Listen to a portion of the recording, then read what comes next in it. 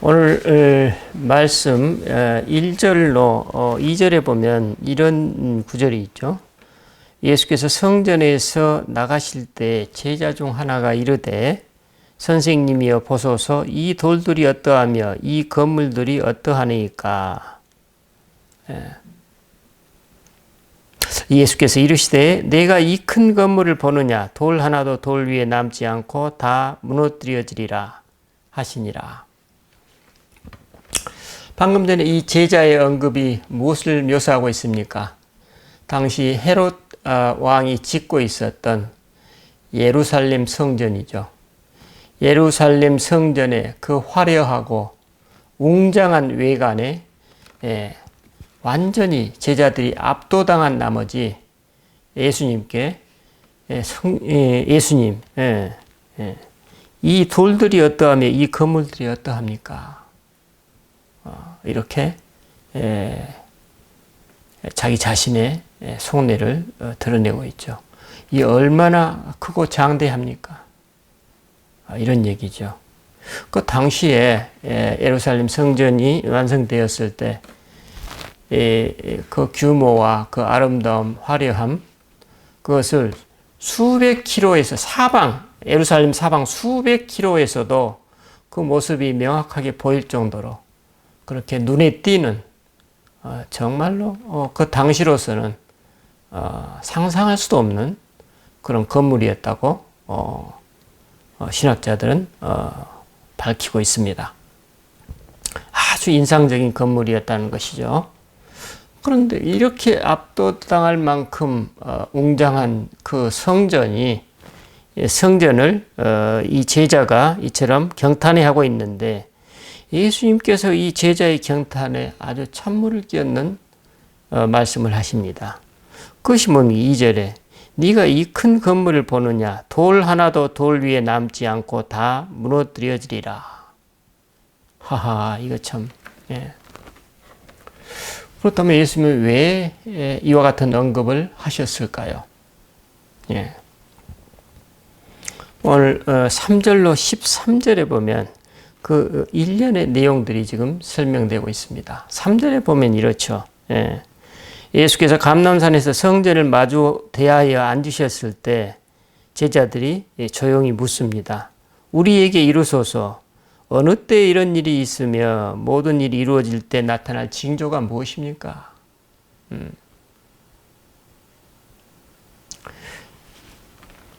여기서 말하는 이 징조, 재앙, 이런 것에 대한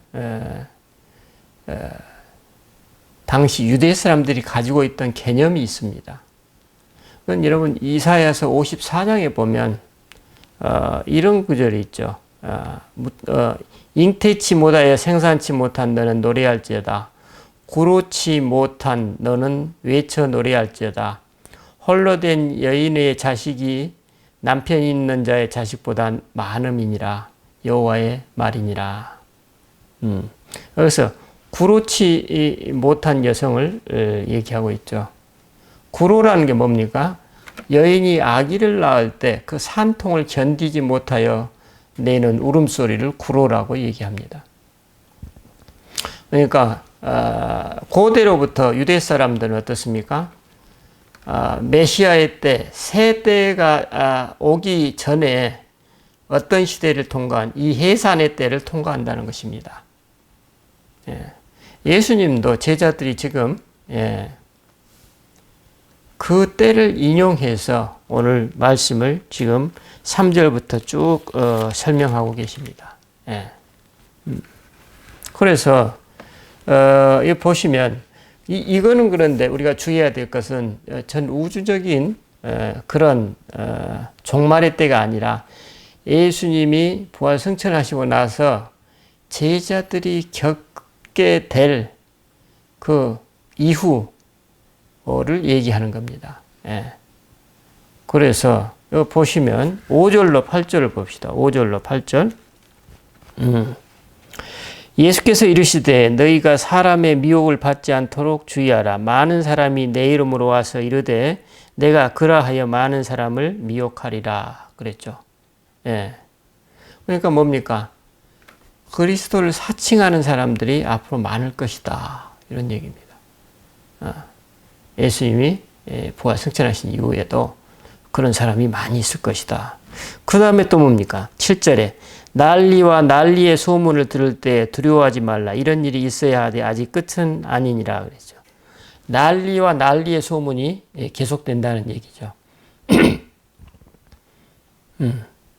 뭐 지진과 재앙, 전쟁의 소문들 이런 것들이 어떻습니까? 그 당시에는 오늘날처럼 어떤 사건이 일어나면 바로바로 전달되는 게 아니죠.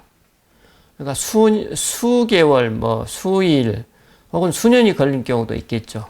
예. 예. 난리와 난리의 소문이 있을 것이다. 그래서 8절에 보면 민족이 민족을 나라가 나라를 대적하여 일어나겠고 곳곳에 지진이 있으며 기근이 있으니 이는 재난의 시작이니라 그랬죠. 재난의 시작이니라. 그러면 이제 뭡니까? 그 시작의 때에 그 다음에 더 구체적으로 9절로 13절까지는 이제 더 제자들이 직접적으로 경험할 내용에 대해서 예수님이 말씀하고 있습니다. 근데 제자들이 직접적으로 경험하게 될 해산의 때 혹은 구로의 때를 이렇게 표현하고 있습니다. 9절을 한번 보실까요? 너희는 스스로 조심하라. 사람들이 너희를 공회에 넘겨주겠고 너희를 회당에서 매질하게 있으며 나로 말미암아 너희가 권력자들과 임금들 앞에 서리니 이는 그들에게 증거가 되려 함이라. 또 복음이 먼저 만국에 전파되어야 할 것이니라. 이렇게 말씀하십니다. 예. 그러니까 구절에 보면 공회의 재판, 매질, 그러니까 뭐요? 올라갔으면 고문, 린치가 다 포함이 되겠죠. 그 인권 유린에 대한 거, 예. 그런 것을 경험하게 될 것이다. 그리고 권력자들, 임금들 앞에 너희들이 서게 될 것이다. 예. 난리와 난리, 이런 와중에도 지금, 근데 임금들 앞에 그렇게 설 때 너희들이 내 증거가 될 것이다.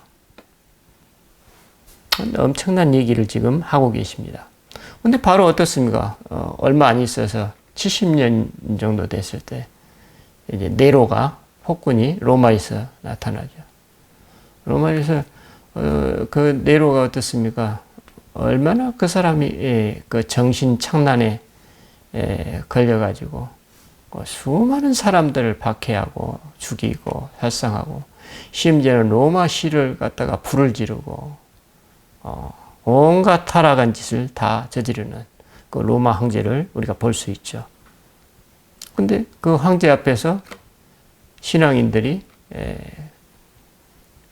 그리스도의 증거가 될 것이니라 이렇게 말씀하고 있습니다. 10절을 보면 복음이 만국에 전파될 것이다. 313년도에 마침내 로마가 기독교에 이제 완전히 지배당합니다. 로마가 복음화됨으로써 사실은 온 세계에 복음이 전파되는 전기를 맡게 되는 것을 알 수 있죠. 물론 유럽은 거의 전역이 바로 복음화가 진행이 되죠. 바로 그 말씀을 지금 예수님이 하고 계심을 알 수 있습니다. 그 다음에 11절 봅시다. 사람들이 너희를 끌어다가 넘겨줄 때 무슨 말을 할까 미리 염려하지 말고 무엇이든지 그때에 너희에게 주시는 그 말을 하라. 말하는 이는 너희가 아니요 성령이시니라 그랬죠. 재판 앞에 서 있을 때, 박해를 마주하고 있을 때 이렇게 대처하라.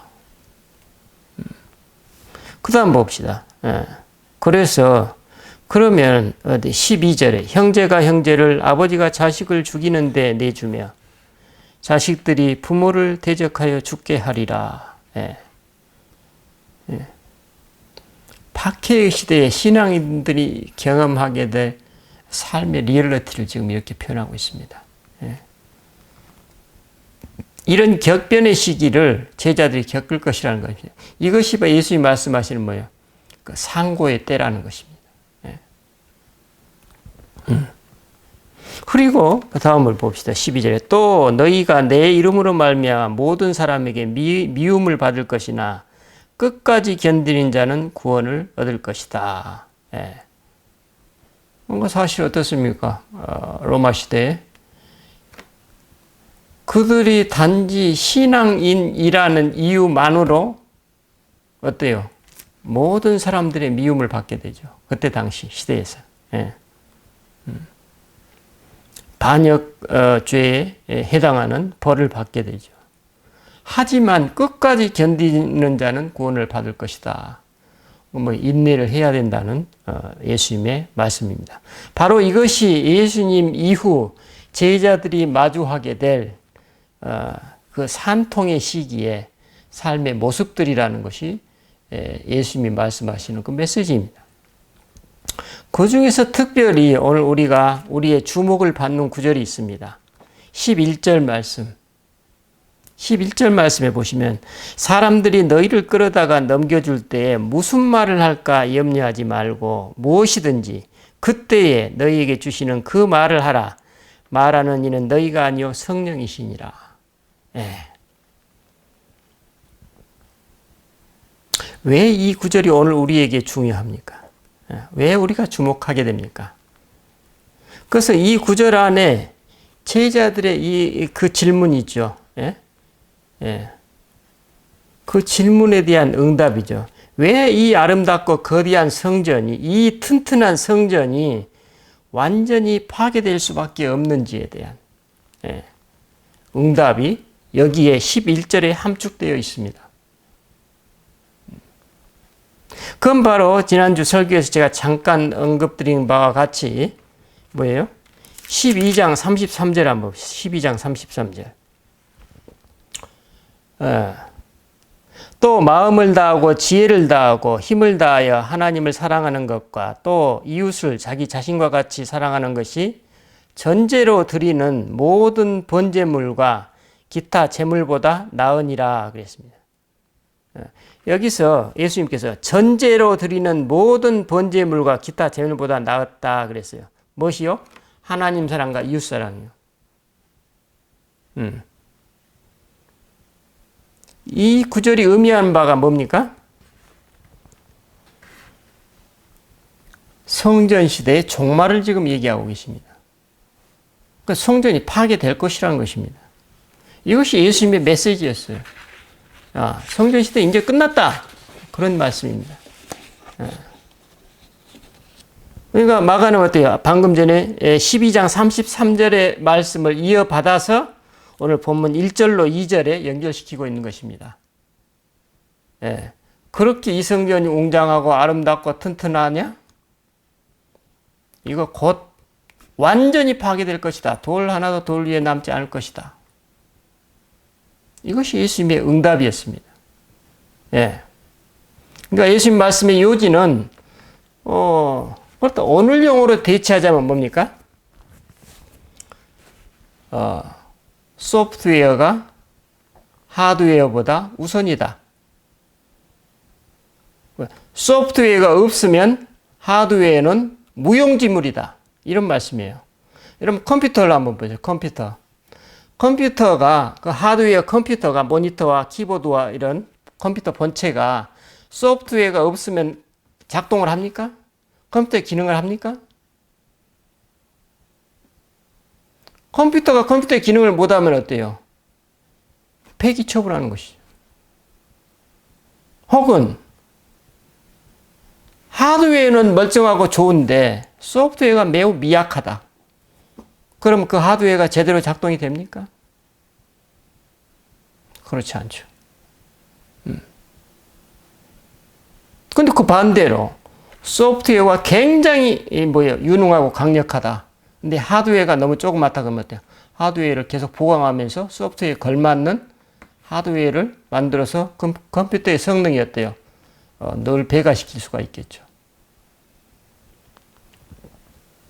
그래서 오늘날로 치자면 뭡니까? 제자들이 그 컴퓨터의 하드웨어에 감탄하고 있었던 것이죠. 예.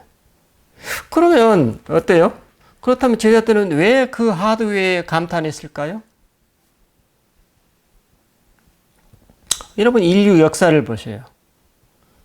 여러분 거대한 건물과 기구는 어떻습니까? 그 나라 혹은 그 조직 혹은 그 공동체의 권력을 상징합니다. 그래서 어때요? 그 권력의 자리에 누구나 다 어때요? 탐하게 돼 있죠. 그 권력의 자리에 올라가기 위해서 그 권력의 기구에 내가 한 자리를 차지하기 위해서 그 기구에 들어가기 위해서 어때요? 동경하고 있죠. 그래서 그 거대한 건물의 기구를 건설하고 유지하고 보존하려면 어때요? 막대한 자금과 지속적인 지원과 희생이 요구됩니다. 그러면 그런 막대한 물적 자원은 어떻게 공급이 이루어질까요? 그렇습니다. 그 나라나 조직의 리더십에 달려 있습니다. 어떤 리더십이요? 특별히 그 나라나 조직의 수장이 가지고 있는 지배 이데올로기가 있습니다.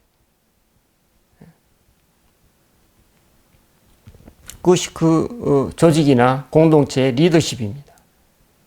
영적, 정신적 자산을 얘기합니다. 근데 이것이 뭐예요? 이것이 얼마나 건강하고 이것이 얼마나 어때요? 올바른지 얼마나 그것이 정의에 걸맞는지에 따라서 하드웨어의 지원이 달려 있습니다. 아무나 하드웨어의 지원을 하지 않습니다. 그렇죠? 왜냐하면 그건 공동체 전체에 대한 일이기 때문에.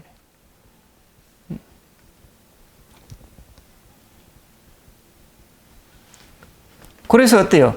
그 지배 이데올로기가 사실은 뭐예요? 그 전체 구성원들의 복지에 중대한 영향을 미치게 됩니다. 즉, 그 지배 이데올로기의 그 건강성, 도덕성, 윤리의식이 매우 중요하다는 것을 얘기하고 있습니다. 그런데 이런 조직이나 공동체가 쇠퇴하는 시기가 있죠. 그 쇠퇴할 때 그 특징이 있습니다. 그 특징이 어때요? 그 하드웨어에 기반한 기구 참여자들이 공동체 헌신, 봉사하기보다는 어때요? 거기에 무임승차하면서 어때요? 거기에서 오는 혜택만 받아 누리려는 사람들이 많아질 때입니다. 서로 더 큰 기구, 더 권력 있는 기관에 들어가기 위해서 노력하죠. 그래서 거기에서 떨어지는 떡고물을 같이 받아 먹겠다는 그런 것이 있죠. 그래서 그런 경우 혹은 그 조직의 힘을 이용해서 또 뭡니까? 내 자신의 사익을 취하려는 사람들이 많아질수록 어떻습니까? 그 조직은 급격하게 그 공동체가 쇠퇴하게 됩니다. 아주 상식적인 얘기입니다. 예수님 바로 이 점을 지적하고 계시는 거예요. 즉 영성이 뒷받침되지 않고 있는 그 화려하고 장엄한 성전이 과연 무슨 의미가 있으며 그 성전 체계가 얼마나 존속될 수 있겠느냐 이 말씀입니다. 그러면 제자들은 과연 어떻게 그 해산의 때를 마주하고 감당해내야 할까요? 바로 그 해답이 11절에 나와 있는 거예요. 무슨 말을 할까 미리 염려하지 말고 무엇이든지 그때에 너희에게 주시는 그 말을 하라. 말하는 이는 너희가 아니요 성령이시니라. 그러면 오늘 우리는 어떻게 이 말씀에 따라 살아갈 수 있을까요? 그렇습니다. 요즘 우리들이 모이면서 함께 배우고 있는 성찰기도입니다. 성찰기도. 물론 오늘 우리는 어떻습니까? 당시 제자들처럼 극심한 물리적, 신체적 박해는 지금 거의 사라졌습니다. 물론 남아있는데도 일부 있겠지만 거의 그런 박해는 경험하고 있지 않지만 대신에 뭐가 남아있어요? 심리적, 정신적, 영적 박해도 오늘날에는 오히려 더 심할지도 모르겠습니다. 그래서 사람들이 어때요? 더 정신질환을 많이 앓고 사람들은 행복하지 않고 우울증에 걸리고 이런 것들이 비일비재하고 있죠. 광범위하게 퍼져 있습니다. 이건 뭐 생생하게 오늘날도 종교계 내부뿐만 아니라 이 세상에 만연해 있습니다. 그런데 우리가 일상 삶 속에서 우리는 수시로 이러한 내면의 위기나 영분별이 절박한 순간들을 마주하게 된다는 것입니다. 오늘 우리도 마찬가지입니다. 아니 오히려 뭐냐면 더 다양하고 그럴듯한 유혹들이 우리 주변에 매우 가까이 포진해 있습니다. 오히려 그때는 생활이 단순했기 때문에 유혹이 사실 그렇게 많지 않습니다. 그러나 오늘날에는 너무너무 그렇듯 손만 움직이면 뭐든지 다 유혹의 그런 타겟이 될 수 있습니다.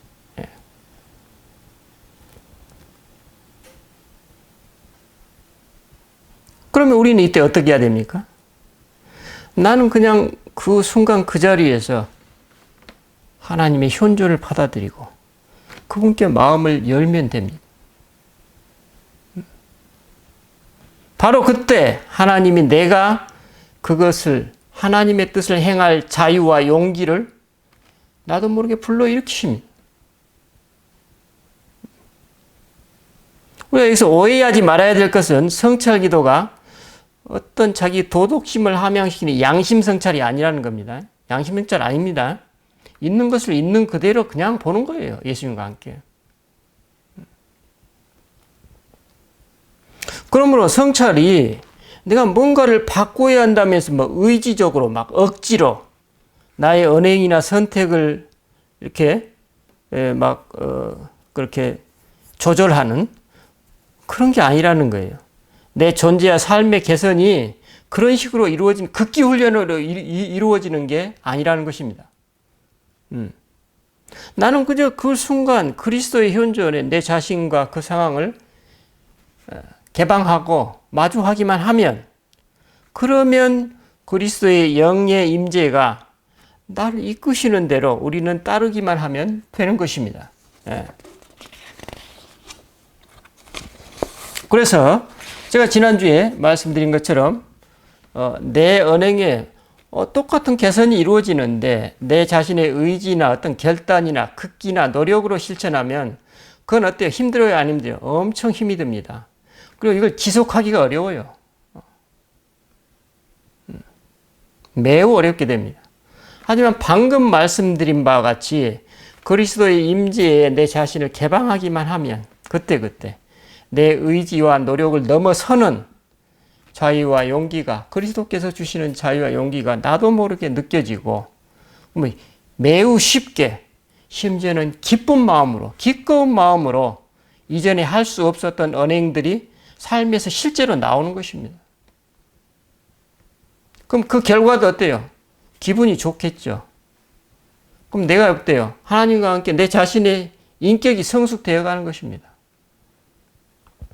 그럼 또 다음이 기대가 돼요, 안 돼요? 기대가 되죠. 아, 이번에는 이렇게 했으니까 다음에 요 영예까지 주님 했으면 좋겠습니다. 다음에는 요 때까지도 내가 좀 도전해 보겠습니다. 주님 도와주세요. 이렇게 하면 어때요? 선순환이 계속되는 것이죠. 이것을 우리 소위 말해서 성화라고 얘기합니다. 30년, 40년 전에 내가 하나님 체험했던 것을 70대, 80대까지 계속 얘기하는 그런 성화가 아니라 계속해서 내 인격이 성숙되어 가는 것입니다.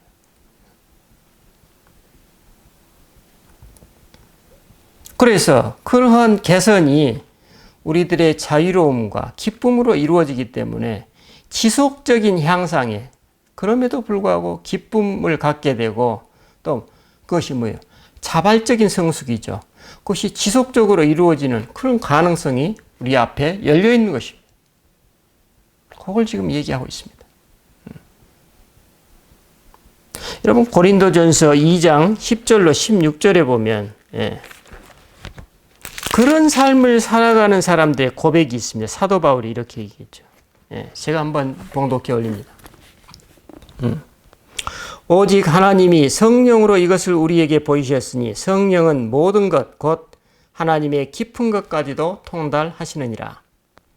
사람의 일을 사람의 속에 있는 영 외에 누가 알리요? 이와 같이 하나님의 일도 하나님의 영 외에는 아무도 알지 못하느니라. 우리가 세상의 영을 받지 아니하고 오직 하나님으로부터 온 영을 받았으니 이는 우리로 하여금 하나님께서 우리에게 은혜로 주신 것들을 알게 하려 하심이라. 우리가 이것을 말하거니와 사람의 지혜가 가르친 말로 아니하고 오직 성령께서 가르치신 것으로 하니 영적인 일은 영적인 것으로 분별하느니라.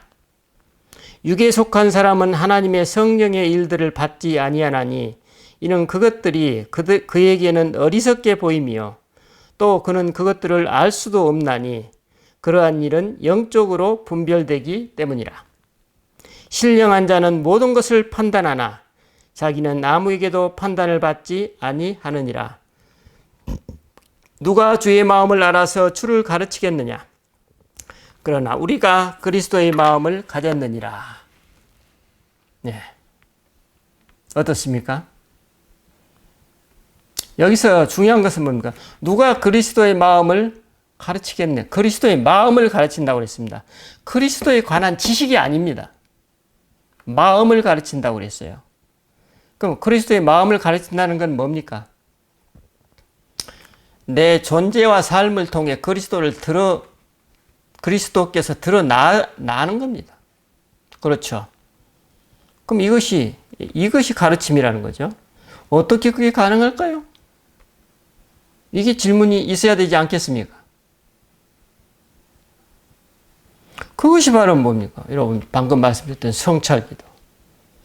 그다음 우리 계속 하고 있는 센터링 기도도 마찬가지겠죠. 우리가 여러분 잠시 생각해 봅시다. 성찬식을 하지요. 성찬식에서 우리가 경험하는 게 뭡니까? 그리스도 현존의 리얼리티죠. 예.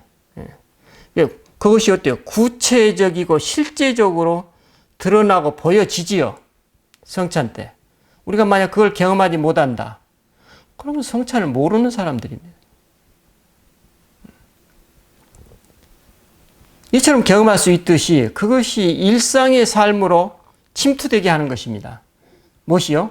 성찬에서 경험한 그리스도 현존이 우리 매 일상 삶 속에서 침투되게 하는 것이에요. 그것이 뭐예요? 그 연장되고 침투되게 하는 게 우리들의 과제예요. 예. 우리가 지난주에 내가 우리들의 삶이 제사가 되었으면 좋겠다. 산 제사가. 예. 그 말씀이죠. 이걸 성경에서 하나님과 동행하는 삶이라고 얘기하죠. 어떻게 가능해요, 그게?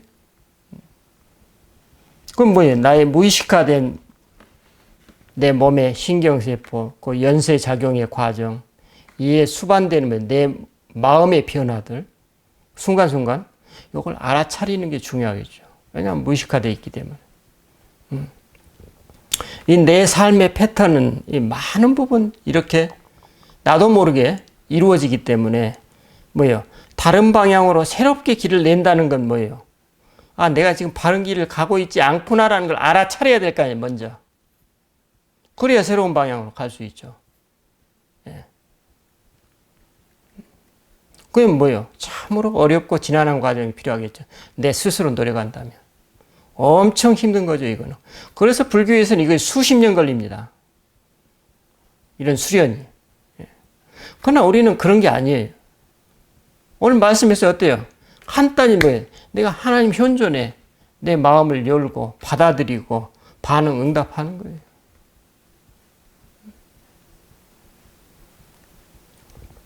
하지만 이를 쉽게 해결하는 방법이 뭐예요? 지금 방금 말씀드렸던 우리가 성찰기도, 이 기도를 지속하면 어때요? 이제 이 기도의 시간에 우리는 집중하게 됐죠. 그런데 이 기도 시간뿐만 아니라 실생활에서도 실시간으로, 영어로는 ongoing이라고 하죠. 실시간으로 그리스도의 현존감에 익숙해지게 됩니다. 이것을 기독교 영성에서는 뭐라고 합니까? 관상적 태도라고 하고, 뭐예요? 기독교 신비주의라고도 얘기하고 그렇습니다. 그 뭐 허황된 게 아니라 지금 내 삶 속에서 그리스도의 현존 속에 그 삶을 살아가는 걸 얘기합니다. 그러니까 어때요? 신앙인의 어쩌면 가장 베이직입니다, 이게. 높은 수준이 아니라. 모든 보통 사람들이 할 수 있는 일이에요. 근데 우리는 어때 핑계 대면서 나는 안 된다고 하면서 그거는 일정 계층의 사람들만 한다. 일정 부류의 사람들만 한다. 이런 식으로 뭐예요? 많은 부분 책임을 떠넘겨 버리죠. 그렇지 않습니다.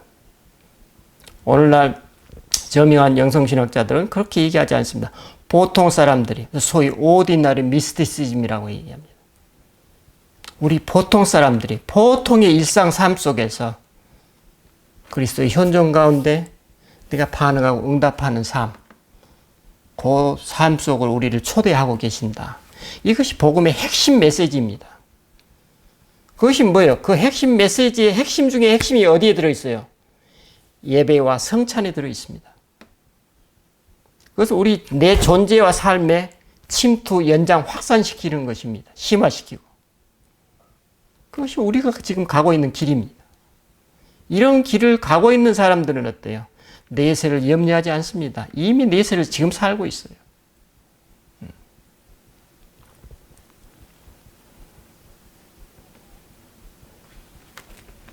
그래서 여러분, 이제 우리 의지나 노력이나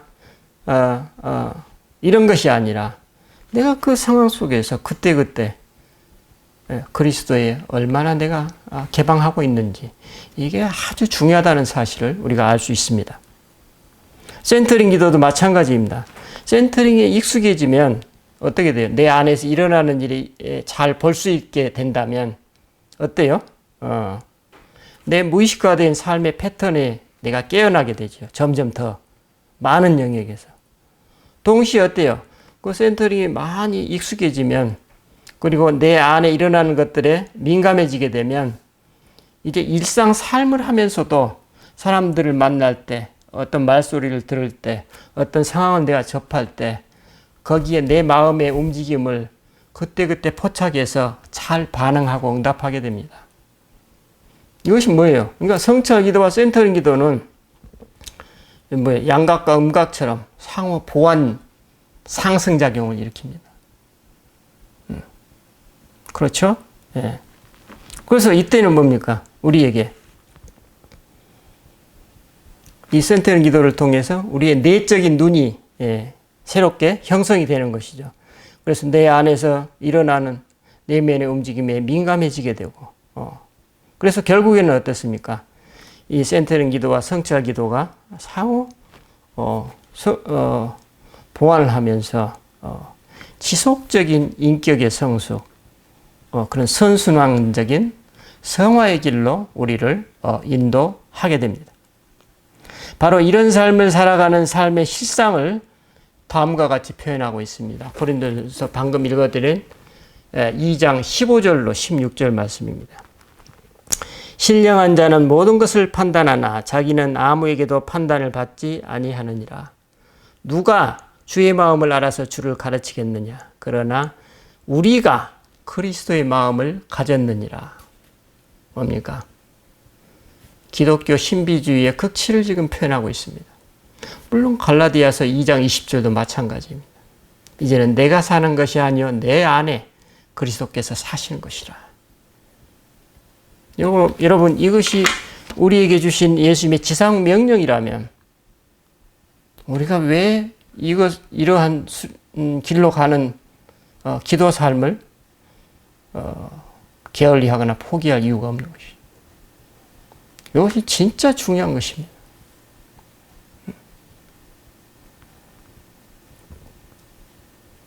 바로 이런 삶을 살아가는 삶의 실상을 이제 사도 바울이 방금 읽어드린 내용으로 요약을 했습니다.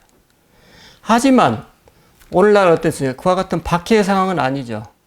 그 박해의 상황이 없으니까 혹은 물리적인 신체적인 그런 게 없으니까 여러분 우리들은 자유롭습니까? 글쎄요. 저는 그렇게 생각하지 않습니다. 박해의 그때 그 상황보다 요즘에 훨씬 더 많은 그럴듯한 유혹과 이런 것들이 더 광범위하게 직접적으로 우리에게 영향을 미치고 있습니다. 여러분, 이걸 떨쳐내기가 얼마나 어려운지. 예. 보통 깨어있지 않으면 떨쳐내기 어렵습니다. 우리가 정말 절치부심하고 깨어있지 않으면 우리는 이미 넘어가 있습니다. 이것이 지금 우리가 살아가고 있는 현실입니다.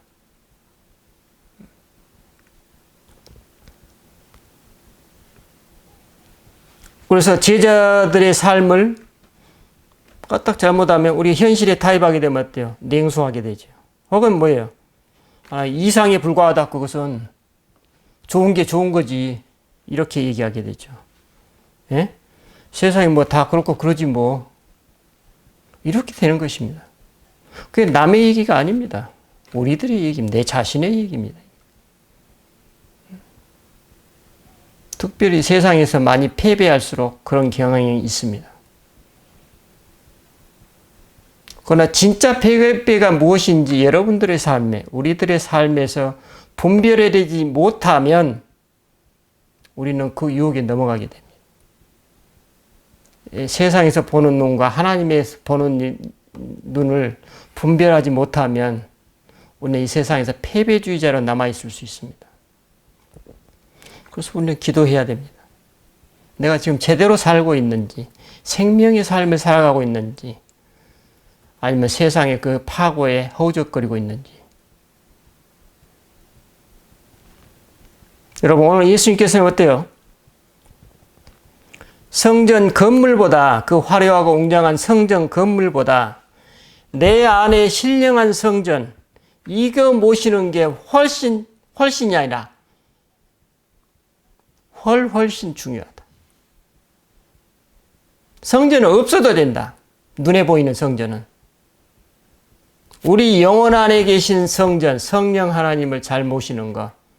그러기 위해서는 우리들의 몸과 마음을 깨끗하게 순전하게 보존하는 것이 얼마나 중요한지 지금 예수님께서 메시지로 우리에게 전달하고 계시는 것입니다. 내 존재와 삶의 내용을 그래서 어때요? 항상 청결히 하고 관리하고 그것을 늘 맑게 유지하려는 우리들의 태도, 정말 그리스도의 마음이 우리 안으로부터 드러나는, 그래서 그것을 보고 사람들이 그리스도께로 돌아오는, 이것이 전도이고 선교가 되겠습니다. 여러분, 우리 함께 내 자신을 통해서 그러한 그리스도의 마음을 가르치는 전도와 선교의 삶에 모두가 예외가 아닙니다. 모두 다 초대받은 것입니다.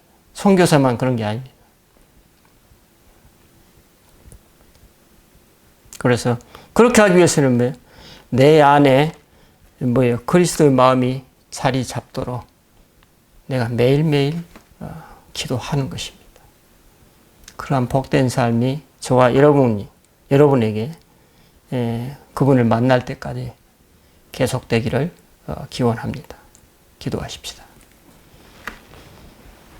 주님, 오늘 주님께서 성전의 웅장함과 화려함에 매료되어서 제자들이 압도당할 때 완전히 다른 복음을 선물로 주십니다. 지금 우리가 그 복음을 지금 받아 누리고 있습니까? 아니면 화려한 건물과 기구와 직책에 유혹을 당하고 있습니까? 내 자신의 삶을 한번 돌아보는 그런 주님의 은총을 허락하여 주십시오. 감사드리고 우리 주 예수 그리스도 이름으로 기도드립니다. 아멘.